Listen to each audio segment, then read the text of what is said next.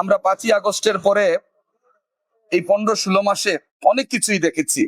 উসমান হাদি আধিপত্যবাদ বিরোধী আন্দোলনের একজন অকুতোভয় সৈনিক ছিলেন, সত্য এবং ন্যায়ের পক্ষে কথা বলেছিলেন, সমাজের অসঙ্গতিগুলো উনি তুলে ধরেছিলেন, বাংলাদেশের স্বাধীনতা এবং সার্বভৌমত্বের প্রশ্নে উনি আপোষহীন ছিলেন।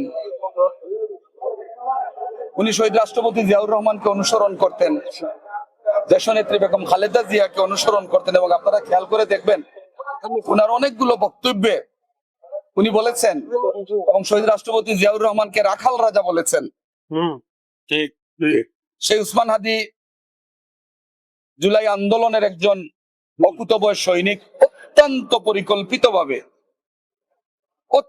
পরিকল্পিতভাবে একটি গোষ্ঠী তাকে হত্যা করেছে, যে গোষ্ঠীটি এদেশে নির্বাচন চায় না, যে গোষ্ঠী এদেশের পরিবেশ পরিস্থিতিকে অস্থিতিশীল করার অপচেষ্টায় লিপ্ত আছে, তারাই উসমান হাদিকে নির্মমভাবে হত্যা করেছে এবং হত্যা করার জন্যই কিন্তু হত্যা করেছে।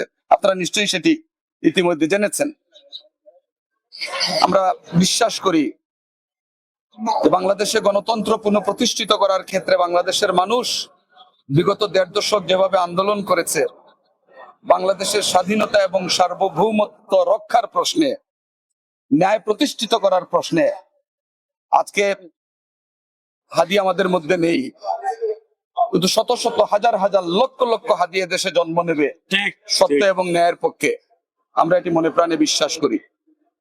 হাদিকে যারা হত্যা করেছে তাদের দৃষ্টান্তমূলক শাস্তি বাংলাদেশের প্রতিটি মানুষ চায়, আমরাও চাই, এবং এই হত্যার সাথে যে গোষ্ঠী জড়িত আছে তদন্তপূর্বক তাদের মুখোশ যেন উন্মোচন করা হয়, এটি আজকে